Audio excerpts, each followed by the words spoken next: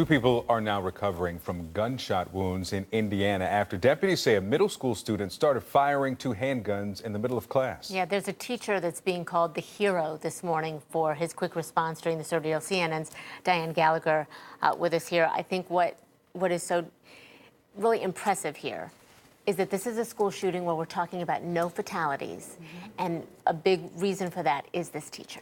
That's what the kids are saying. The kids are saying that their teacher, their science teacher at the time, 29-year-old Jason Seaman, is the reason why this shooting wasn't worse than it was in the first place. We're talking about Noblesville West Middle School in Indiana. And look, according to the kids, they were in science class with their teacher, Jason Seaman. They were taking a test. They said that the shooter asked to be excused. He came back into the classroom and he had two handguns, and that's when he began shooting. They say that he shot a female student and that their teacher threw a basketball, ran at him. And I want you to listen to the way that the children describe their teacher just sort of going at it right away, not thinking twice to try and save their lives.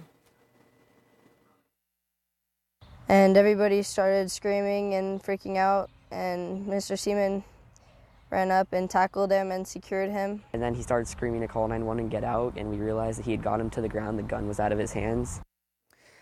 So Jason Seaman is a former college football player. He is the football coach of the 7th grade football team there at the middle school. And just about everybody who's ever met him has essentially come out of the woodwork now saying, we're not surprised by this whatsoever. This is sort of his character.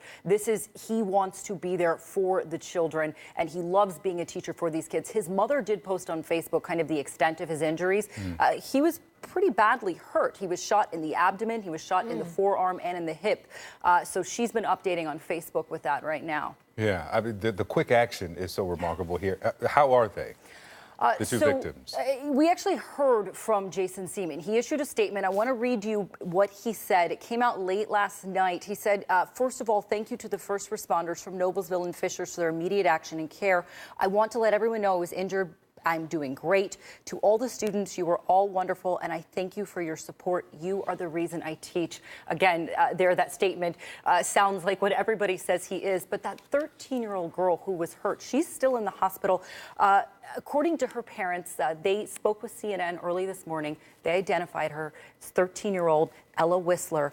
She is at Riley Hospital for Children. His family said they're still trying to process all of this, why it happened, what happened.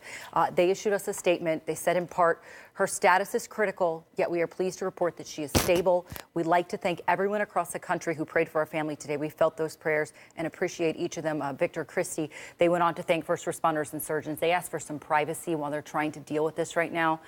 As far as the shooter is concerned, he has been arrested. All we know, they haven't identified him by name. He is a 7th grade boy. He's a 7th grade Seventh boy. grader. 7th grade. Diane, thank you.